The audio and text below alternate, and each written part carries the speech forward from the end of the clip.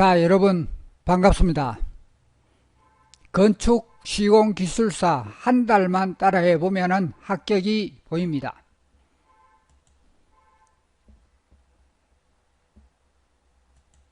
자, 반갑습니다. 건축 시공기술사를 강의하는 전병현입니다. 이번 시간은 전번 시간에 이어서 가설공사 두 번째 수업입니다. 이 첫 번째 문제와 두 번째 문제는 분명히 다릅니다.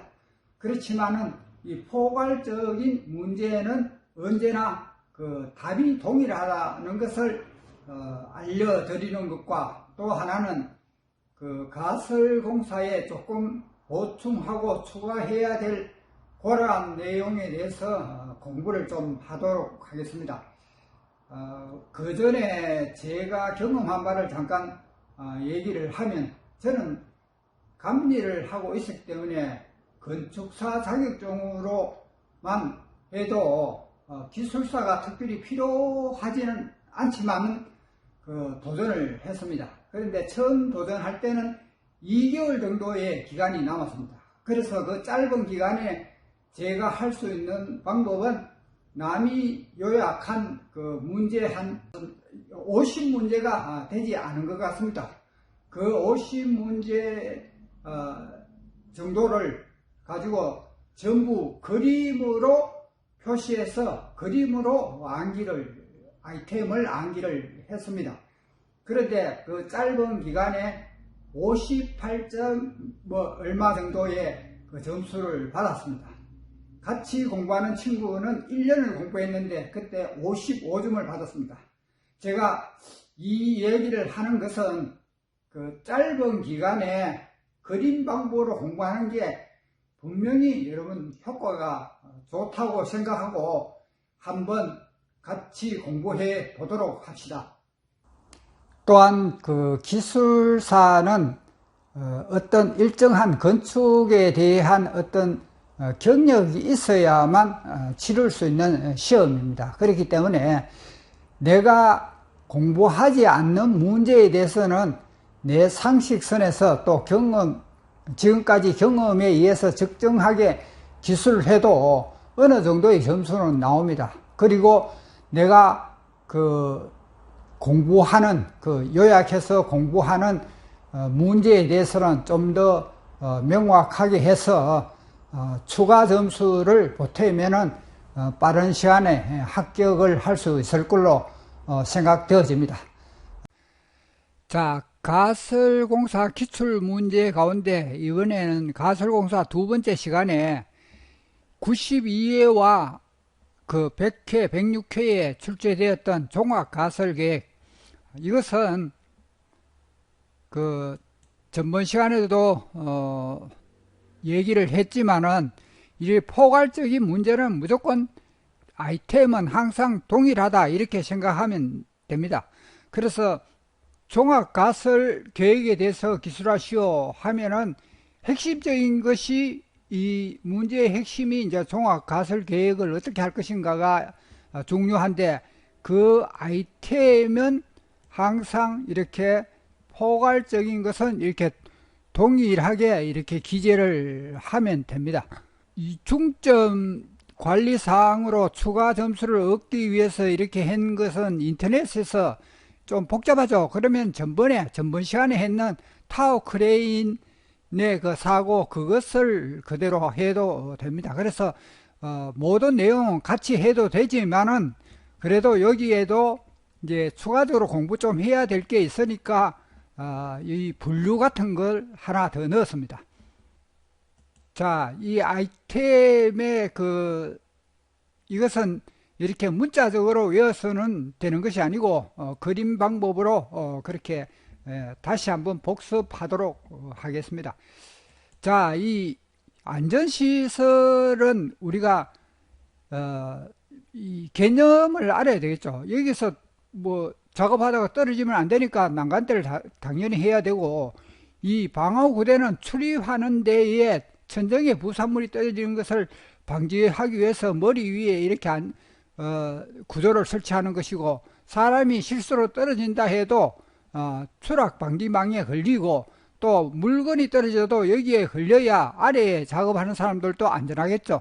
안전선반은 이 엘리베이터 같은 경우에 이래 설치하면은 이 엘리베이터가 설치 전에는 이렇게 오픈되어 있죠. 그 오픈된 데서 떨어지면 지하까지 떨어지게 되겠죠. 그래서 그런 것을 막기 위한 거고, 환기 설비는 지하에 설치하는 거고, 방호 시트는 이렇게 이 비계에 이렇게 수직으로 설치해서 이 부산물들이 떨어지지 않게 하고, 이것이 길 가는 사람이나 작업자들에게 그 안전을 위해서 하는 거고, 낙하물 방지망도 마찬가지로 그렇고, 낙하물 방지 선반은 선반이죠. 선반을 하는 거고, 방지망은 망으로 하는 거고, 그것을 함으로 해서 밑에 작업하는 사람들이 안전하게 하는 거다. 그래서 이것도 분명히 그림으로 암기를 해야 된다, 이렇게 생각되어집니다.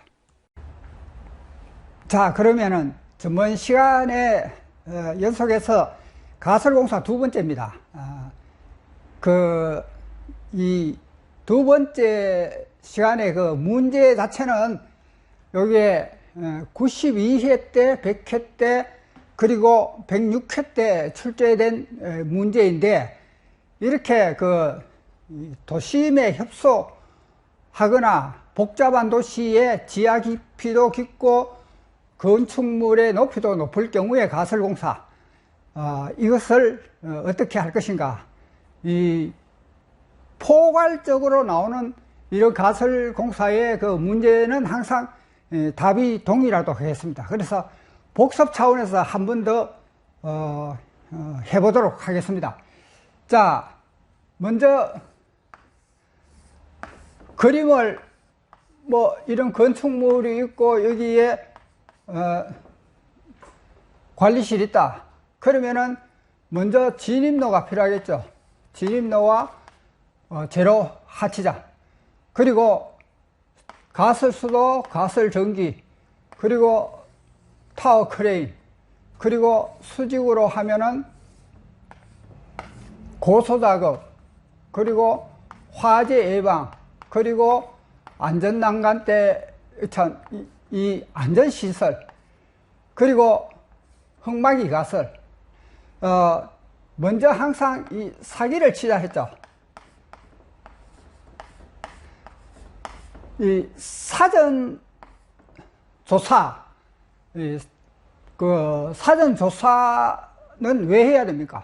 사전 조사는 내가 건축하고자 하는 건축물 바로 인근에 높은 건축물이나 아파트가 있다든지 이러면은 민원이 들어오겠죠. 거기에 대한 미리 대책을 한다든지. 그리고 기본 계획 수립은 왜 해야 됩니까? 예를 들어서 가설 자재를 두었는데 또 다른 공정과 충돌돼서 또 옮겨야 된다면 그 비용이 많이 들겠죠. 이게 당연히 해야 되는 그런 상황이고. 자, 그러면은 세 번째 이제 진입로와 스톡야드, 이런 순서는 바꿔도 관계없습니다. 가설 용수부터 먼저 해도 관계없고, 기계 장비를 먼저 해도 관계없습니다. 그리고 고소작업, 그리고 화재 예방, 그리고 안전시설, 그리고 흙막이 가설. 이 그림 하나가 어려운 거 아니죠? 이렇게 연습을 하면은 이 그림 하나로 이렇게 답안 작성을, 교과서적인 내용은 가장 빠르게 할 수 있습니다. 그런데 이제 내가 이제 시험에 차별화두기 위해서 하는 그 중점 관리 사항에 대해서는 제가 이번에는 인터넷에 이래 보고 이렇게 하니까 기준도 복잡고 숫자도 많이 나니까 암기하기 힘들죠. 힘들면은 타워 크레인에 대해서 그대로 한다든지, 안 그러면 인터넷에서 찾아보면은 가설공사와 관계되는 그 내용 중에 쉬운 내용들이 있습니다. 그 쉬운 내용을 이렇게 현장 경험을 했는 것과 같이 이렇게 한다든지, 또 어떤 특정한 문제점이 있어서 해결했다든지, 그러한 사항을 기재해 주면은 특별한 차별화, 거기에서 추가 점수를 좀 얻어야 된다, 이렇게 생각합니다. 생각하면 되겠습니다. 이번 시간에는 이 추가적으로 조금 더 가설공사와 관계되는 추가적인 내용을 좀 공부해야 되겠습니다. 왜냐하면 전번에 시험에 가설공사 종류를 분류하고 시공시 유의사항에 대해서 설명하시오. 그러면 시공시 유의사항이라는 것은 포괄적이니까 답은 똑같이 하면 되는데, 분류는 여러분이 장단점이나 특징은 그렇게 고민 안 해도 됩니다. 왜냐하면 제가 그것을 단번에 해결해 줍니다. 시간이 나면 그걸 중심으로 하면 하겠는데, 그거는 단번에 해결되는데, 분류는 암기를 하지 않으면 안 됩니다. 그래서 분류도 암기를 그림 방법으로 해야 됩니다. 자, 첫째,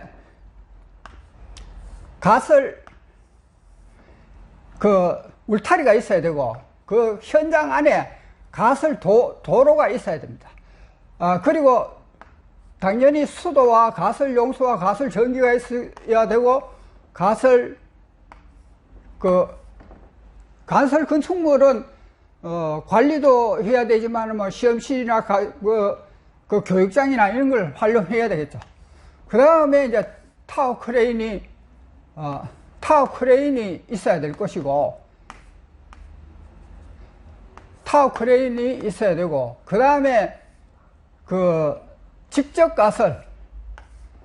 자,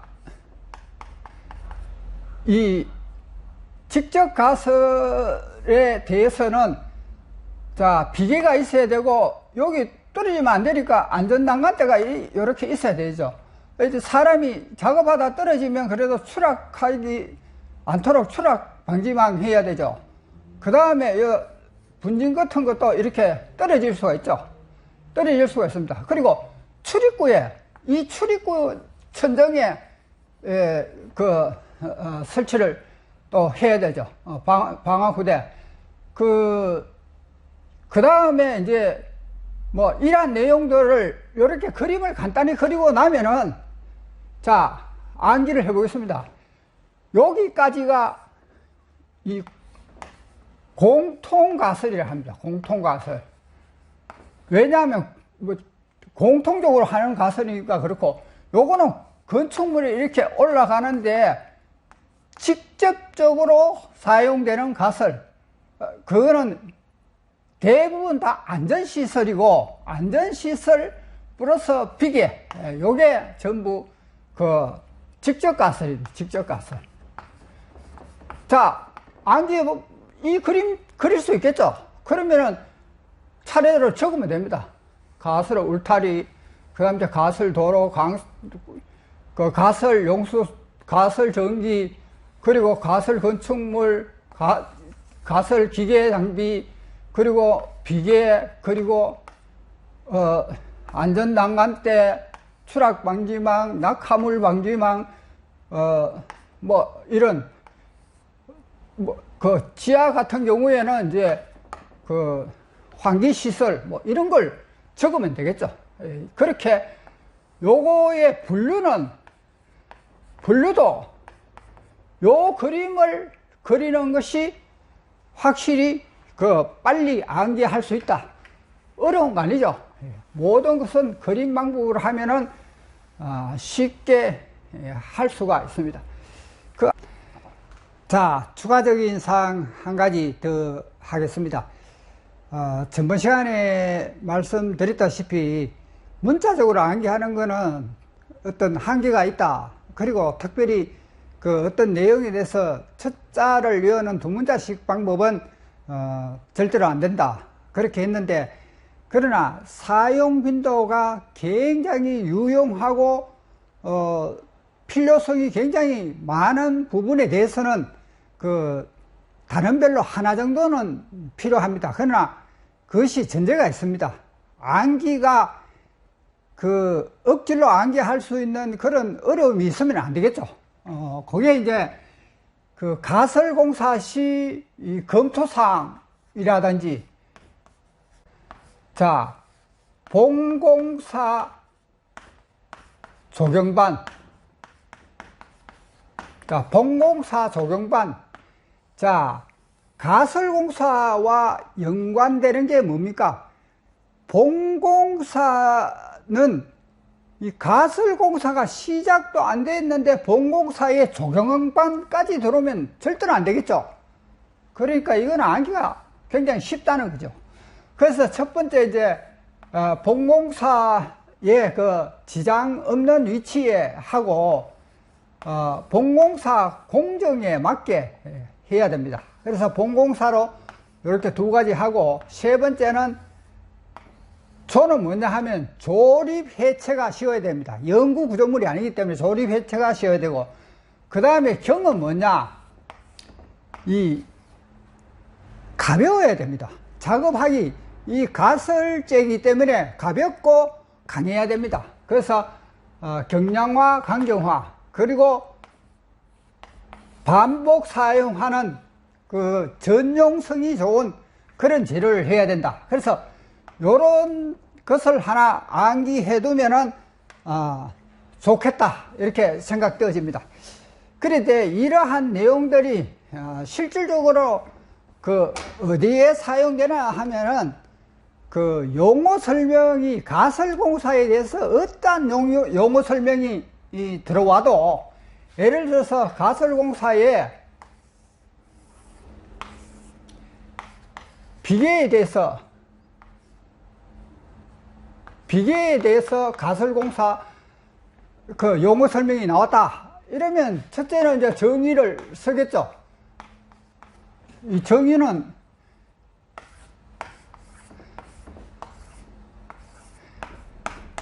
비계를 이렇게 할 때에 이제 본공사를 잘 하기 위해서 안전한 발판을 사용하는 게 그 목적이죠. 그래서 이렇게 정의와 뭐 특징 이런 걸 쓸 수 있습니다. 그런데 나머지 이걸 다 비워줄 수는 없잖아요. 그래서 이렇게 그 비계 설치 시 검토사항, 이래서 검토사항, 이래서 본공사 조경반 이렇게 하면은 본공사에 지장 없는 위치, 본공사 그 공격에 맞게 조립, 해체, 경량화, 강경화, 반복, 전용성 좋게 이렇게 금방 적을 수 있죠. 그래도 남는다. 그러면 시공시 유의사항, 시공시 유의사항 이렇게 적을 때에 모든 걸 이렇게 그림으로 이렇게 비계가 있죠. 그러면은 겨울에 이 얼음에 있다가 녹으면은 이게 치마되죠. 그래서 치마되지 않도록 한다. 치마 안 되게 한다. 그 다음에 이제 이게 연결이 좋도록 한다. 그리고 그 연결은 수직과 수평 이렇게 하되, 또 재료는 튼튼한 걸로 한다. 그리고 건물과의 일정한 그 구조체와 연결을 잘해서 튼튼하게 한다. 그리고 이거는 사람이 그 담당자가 안전이니까 안전 담당자를 지정한다. 그래, 안전 담당자를 지정한다. 그리고 이런 것에 이제 발판에 그 설치할 때에 이렇게 공간이 없도록 한다. 자, 1, 2, 3, 4, 5, 6, 6개 정도는 금방 할 수 있죠, 이거. 그러니까 이런 그림 방법은 내가 차례대로 생각해 보면은 적을 게, 이게 훈련만 받으면은, 나는 정말 적을 게 없는데, 이런 말은 나오지 않습니다. 그래서 여기서 공부를 조금 더 하고 나면은, 이렇게 이제, 입체적으로 이렇게 보면은, 이래 간격이 요 1.8 이하로 해야 된다. 그리고 중심 하중은 뭐 700km, 뭐 요 하나의 하중에 대해서 집중 하중이 되는 거는 400km 이하라야 된다. 뭐 이런 것을 공부를 조금 더 하면은 완벽하게 기록되겠지만은, 내가 아무것도 몰라도 이 정의 하나만 알면은 이거 다 기록할 수 있죠. 검토 사항이 안 되면은 전번 조금 전에 했던 분류를 하나 적어주든지 이렇게 하면은 이거 한 페이지 용어 설명은 요것만 알면은 해결이 다 된다 이렇게 생각하면 됩니다. 그래서 그림 방법은 훈련만 되면은 어떤 내가 아는 거 이상으로 기록할 수 있다 이렇게 생각하면 되겠습니다.